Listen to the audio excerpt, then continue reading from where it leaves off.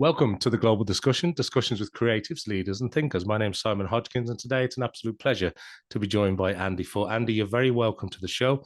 Let's begin by maybe asking you to introduce yourself and explain a little bit about the fascinating world that you're involved in and the way that you are helping people out there in today's complex, modern, technologically advanced society. So over to you, Andy.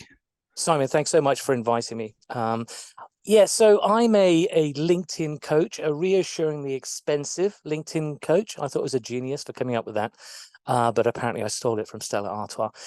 We can go into that if we want, but yeah, so I help folks with their LinkedIn branding and strategy, and these days it's primarily content strategy because that's the best way to hook people over to your profile page, where you can do whatever you plan to do with them, whatever your objectives are.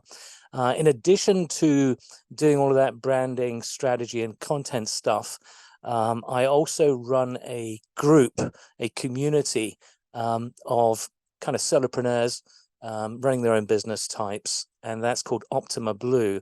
And it's solely focused on engaging, sharing info, knowledge, and having some fun all around the LinkedIn platform. So that's what I do. Well, thank you, Andy. And I love the reassuringly expensive. I won't get into who came up with it first, but I think in a nutshell, was that, I'm going to ask the obvious question. I'm sure you get asked it a lot, but was it because you only wanted to attract a certain kind of person? You weren't interested in time wasters? What was the thinking behind that reassuringly expensive tagline? Because it's a bold tagline to put out there. Yeah, it was definitely going back and forth, Simon, between listing my prices on my profile page, not listing, and then having that flexibility.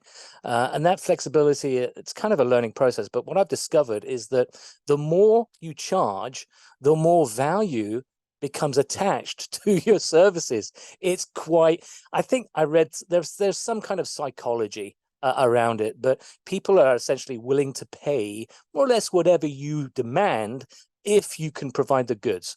And so far, so good. I'm providing the goods and people, seem to be pretty happy. But yeah, the tire kickers, the people that, or worse, the brain pickers, the people, say, just quick question.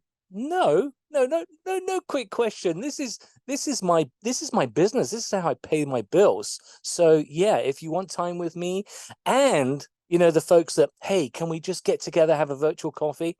No, there has to be an agenda. I'm sorry.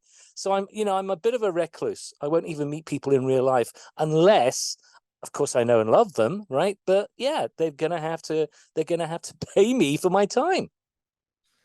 Well, look, reassuringly expensive, I think, kind of fits the bill there. And look, it's not just about how much people are paying you for your time, but you mentioned the most important thing there. It's the value that you're providing.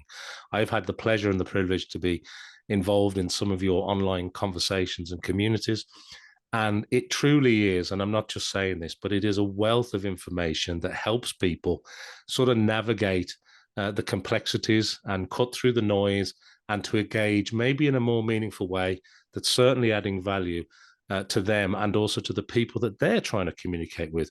So maybe will we touch a bit more on Optima Blue, a little bit more about your own community building efforts? Because I'm familiar with it, but I know many people listening to us may not be. So could you share a bit on that, Andy? Yeah, I can tell you about the formulation of Optima Blue. I started with a group on Google Plus. If you remember that failed social network. That's dating both of us, Andy. There we go, right? So, God, at least what, 5-6 years ago. So Google Plus, and then I started a community there, which is all about LinkedIn knowledge sharing. And I managed to move quite a lot of people from that network that was closing down. I gave them, lots of notice that it was vanishing, and I moved them over to Facebook of all places.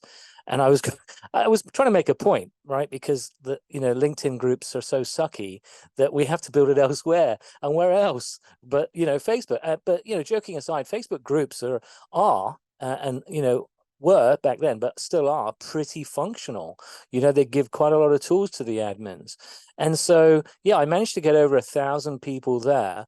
and it was raring, it was pumping, and there was lots of information flowing. People seemed to love it. But as soon, I mean, we're going to have to talk about money again. As soon as I try to convert that right to a paid membership, they melted away.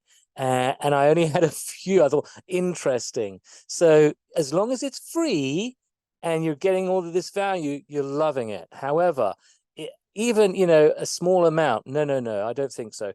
So make of that what you will. But I did it again with Optima Blue, and I targeted various people, and I got a good crowd in. So I got over 100 people, and you know, they're not as active as I would wish, right? They're clearly busy people.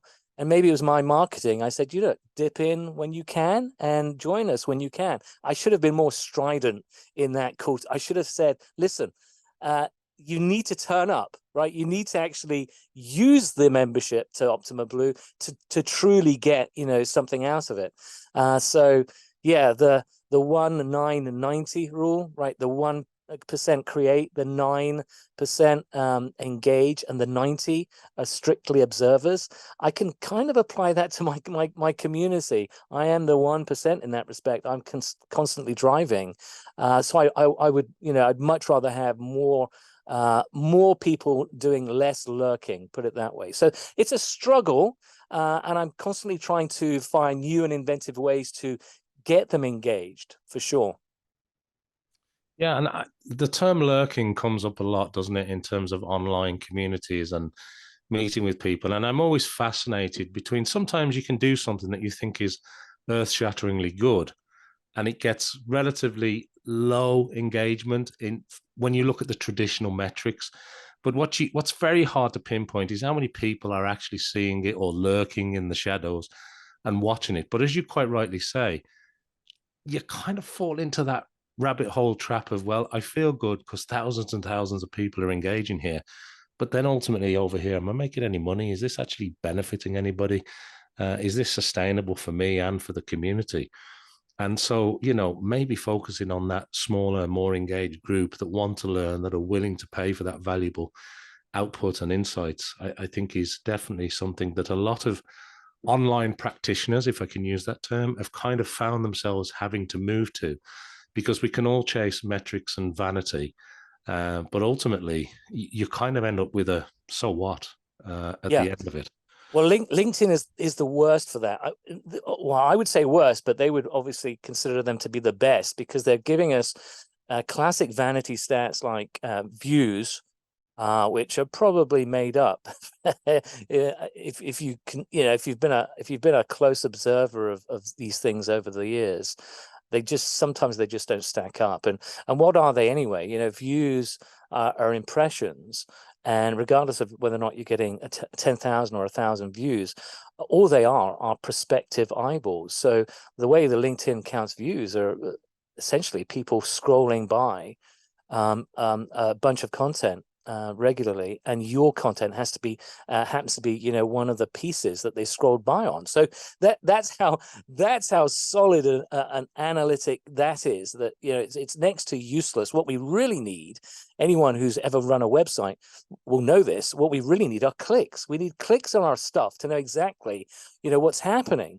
So views are next to useless, and then followers. Well, don't get me started on followers, because I have 54,000 followers.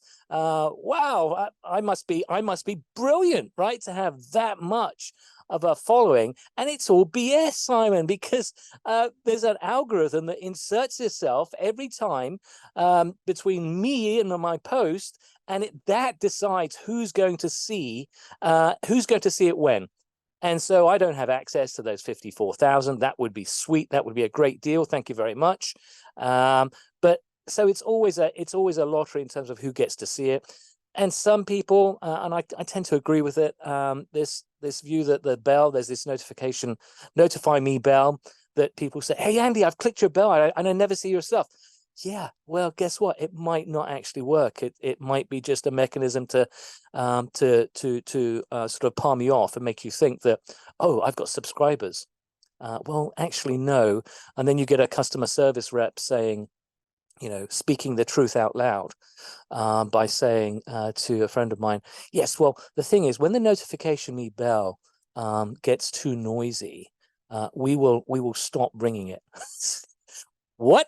Hold on a sec. So now you're getting in between me and a subscriber, not just me and the follower, who hardly sees my stuff. But if the follower then takes the next step and clicks on my bell, then yeah, he or she has a right, an expectation, right, to see every time I post. That's what they wanted. That's what they signed up for when they clicked on the bell. So it's a bit naughty when LinkedIn does stuff like silence the bell and has this algo that regulates distribution, and makes the fact that I have 54,000 pointless, right? I may as well just have 4,000. In fact, I have as much of an audience as someone with significantly less so-called followers. Yeah, and I suppose the bell is also deployed on the YouTube platform and things like that. But ultimately, we are kind of playing second place to the algorithm that's ultimately deciding, isn't it, what we see.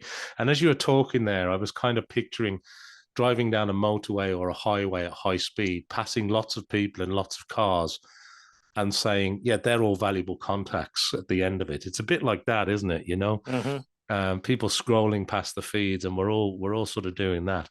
But tell me, there are things in LinkedIn that people can do, obviously, and as a LinkedIn coach, you're helping people decipher some of that and to do the things that are making a difference. But the question isn't really about what are those tips and tricks. The question really is about LinkedIn do make a lot of changes. Some we know about, some we don't know about, as do a lot of technology companies.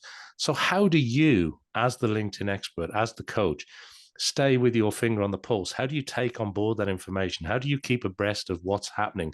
Is it just through rigorous testing, or are there other communities that you belong to where this information gets shared and discussed? I'm really lucky. I stand on the shoulders of others. There's a great African proverb that goes like this. It says, "If you want to get there first, go alone. If you want to go further, go together." And I think that summarizes what I think what we should all be doing is it's a team effort. And so I'm lucky enough to have done this for long enough to have people come to me and say, "Andy, have you seen this?" Or, "Oh, look, is this new, Andy?" And so that, in addition, so that activity in my DMs, in addition to me paying attention to other people who know their onions on LinkedIn, keeps me up to date. I would never ever advise anyone to look at the LinkedIn engineering blog. That is heavy going, and it's designed for data scientists. So good luck with that. Unless, of course, you are a data scientist, then, of course, have at it. So, yeah, that's where those primarily the two sources. Yeah, DM and paying attention to others who know their stuff. Yeah, so you've almost, because of the amount of time, energy, and effort and the relationships that you have, you've almost got that flywheel effect happening there to stay on top of that. That makes a lot of sense. And the other thing I have to ask you about before we change gear a little bit is, I don't know whether it was pandemic driven or whether it was just because other companies were bringing it out, but audio suddenly became a thing on LinkedIn, didn't it? And I know you use this now fairly extensively. What are your thoughts on this addition to LinkedIn? How helpful do you think it is, where we can see a little avatar, we can talk to each other now in live sort of, a little bit Twitter or now X-esque in terms of spaces, or whatever they're being called these days by Elon Musk. So what are your thoughts on that whole change? Because it did change fundamentally what was predominantly a text-driven platform. Yeah, so I'm very much gung ho about LinkedIn audio. I spent a lot of time studying Clubhouse when that was all the rage during the pandemic, and again, just taking mental notes and trying to figure stuff out. LinkedIn audio has got a long way to go. I'd still say it's in beta. In that it's missing, for example, a chat feature would be amazing, because right now it's fairly rudimentary.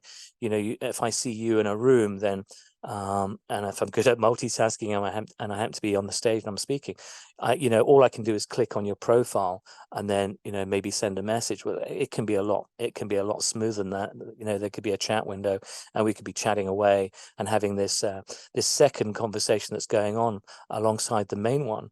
The other thing that's screwed up that still makes me think it's in beta is that if you've ever tried to look to see what events are coming up next, it's a complete dog's breakfast.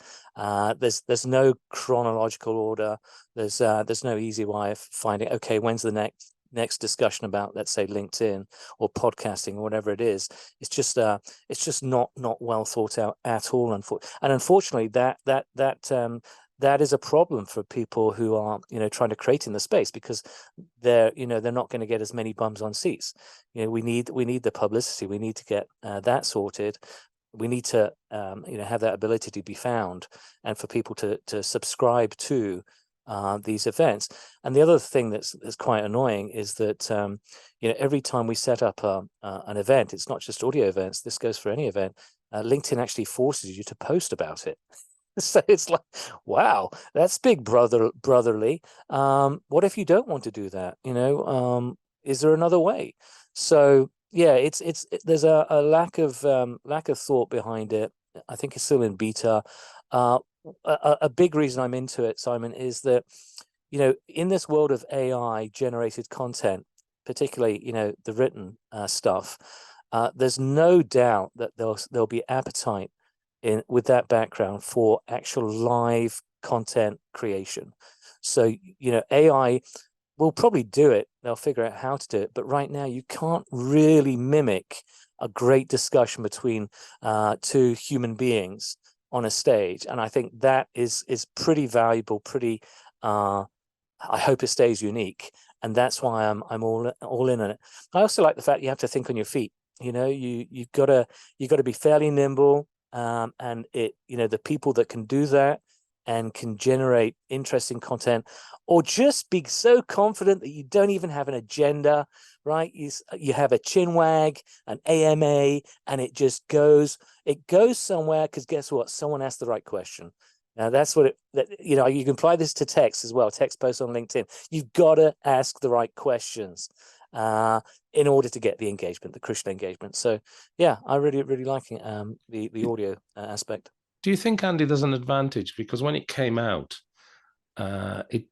you couldn't record anything. I think that's still the case. I mean, there were workarounds and third-party tools, but it isn't like the way X went, or Twitter in its heyday, where it sort of introduced that and people are recording it and pushing it out as audio clips and snippets and podcasts and God knows what with the audio content. Whereas I suppose the type of person on it kind of forces you to some degree to have more of a maybe semi-professional profile.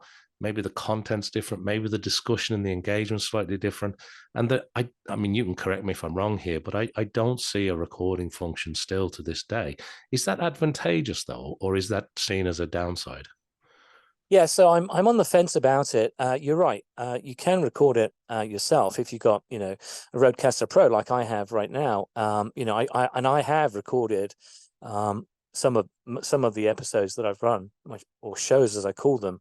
But I tell people that it's being recorded, and I think even better than telling them is to have it in the text blurb somewhere, so they have that as well. And LinkedIn must be recording it just for quality and for making sure there's no shenanigans going on. So they'll undoubtedly be recording it for whatever trust, safety, etc. But yeah, right now there's no built-in record option for sure. Which and I've recorded because I'm thinking, yeah, well, maybe I put this on Substack, maybe I put it behind a very small paywall, and I use audiograms to advertise it. It's great content, frankly, or it can be if there's a a raring discussion, for sure. No, 100%, yeah. And often being in your groups and your audio discussions, there's a wealth of knowledge there too, right? There are some great engagement, some great sort of thinkers that are adding value to the overall conversation, and people that you bring up on the stage, and it is in itself creating content. So thanks for that insight, Andy. I want to ask you a little question about planning and the future, and obviously now you sort of started off by saying, well, look, this is how I make my living, this is what I do. So how do you go about planning? What does the next 6 to 12 months look like for you? Are you a meticulous planner? Are you sort of, well, I'll see what happens next on the platform? How do you go into planning your roadmap, and what are you going to be working on over the next 6 months or so? Yeah, so in terms of content, I've always got 3 or 4 pieces of content bubbling up in my head, and then I'll shift the order in terms of what I want to do next. So I've never had a problem in terms of the ideation part of it. I've always got something that I can write about that, you know, frankly would interest me. And I that's that's the bottom line, is this something that I would want to read and perhaps comment on. So yeah, I'm my own customer. But in terms of the roadmap, I am pretty ad hoc, and I tend to, go from one strategy to another. For instance, I'll share with you that, yeah, I'm pretty sure, almost convinced, that posting short form content on LinkedIn is is not the way to go. I gave you the example of 54,000 followers and my reach sort of being severely restricted, not being what I think it ought to be. And whether or not that's because I'm someone who bites the hand that feeds, because I am pretty critical of LinkedIn, and why would they give me a platform on their platform if they don't have to? So there is that. I don't think I'm being a conspiracy theorist there. I think that kind of makes sense. I wouldn't give this guy any kind of runway if all he's going to do is kick me. Simon, why would you kick the platform? The platform is wonderful. Everything is awesome. No, it isn't, and I'm here to tell you why. So yeah, I am coming from a good place. I think I'm trying to improve, right? Instead of just saying this is crap, I'll say no, this could be so much less crap, and here's how.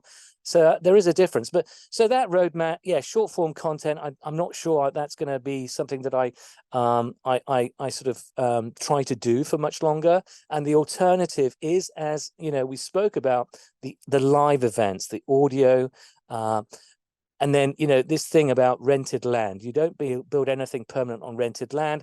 Substack, okay, it's another rented land area, but at least you have more control, and you get to say who pays, who doesn't. So, for example, members of my Optima Blue community, they would get it. They would get access for it because they're already, paying me a small amount to be a member. So I think long form content, something that I've always enjoyed. So we're talking about articles, and specifically a series of articles which LinkedIn calls or wraps in a newsletter. That's where you have subscribers. And so I think you have more access there when people actually sign up and they get it in their mailbox. So that's something that you build over time and you get to leverage. So I do like that idea. I also like the idea that if I look back, a lot of my content is evergreen. So all the posts that I've put out in the last 2 years, I go through those and I decide, okay, is this still relevant? Yes. I'll repackage that. I'll put that out as a part, the new newsletter article. And so those are my sort of two plans of attack for the roadmap, let's say for the next 6 months, and then see how it goes. I mean, maybe LinkedIn relents. Maybe they decide, oh, you know what?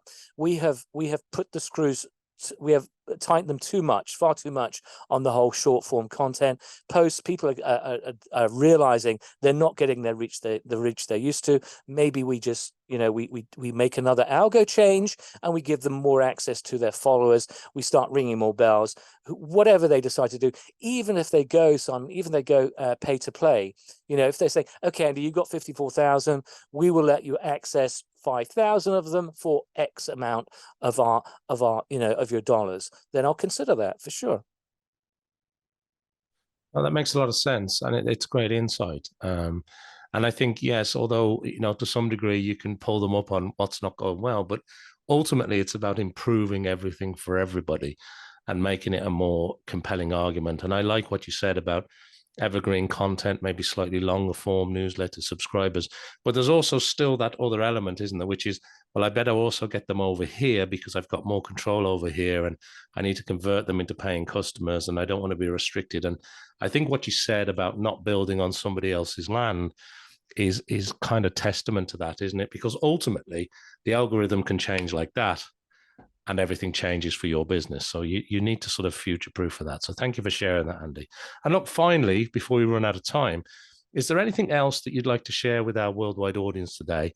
And any sort of final thoughts you want to leave with us? And also, if people want to connect with you, obviously there's LinkedIn, but is there anywhere else you want to share where people can maybe reach out and find out about what you're doing? Yeah, to answer that question, LinkedIn is the place.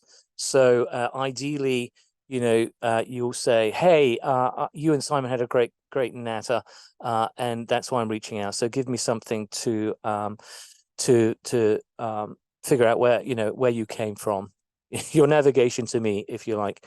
In terms of advice, I would say look at LinkedIn as a huge lab. It's an open lab in terms of, okay, what's going on here? What am I observing? What can I learn from others? And how can I apply that knowledge to what I'm doing? That's what I do. I just, I treat it as a giant experiment. And then obviously fail fast, because if something's not working, certainly try to figure out why. And if you're lucky, or smart, or both, then you'll know why, and you'll change tack, and you'll do something that is working. Avoid any kind of automation. Don't use pods. Don't use engagement pods. Generally, don't try to cut corners. I think that generally doesn't work. Put in the work, and then sort of like try and enjoy it too, because if you're not enjoying it, then that can kind of come through in terms of your content.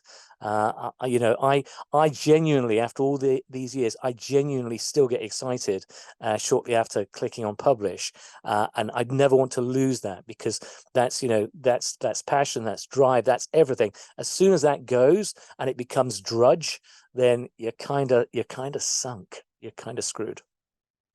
Well, look, that's some great value and insights to end up on. And it brings us nicely to the end of our discussion today on this episode of the Global Discussion. Thanks to everybody who's watching or listening to this episode around the world. Make sure that you follow, like, subscribe, do everything I need you to do to help support this show. And of course, go and check out everything that Andy Foote's doing. And if you do reach out to him on LinkedIn, let him know that you heard all about it when he was talking over here on the Global Discussion.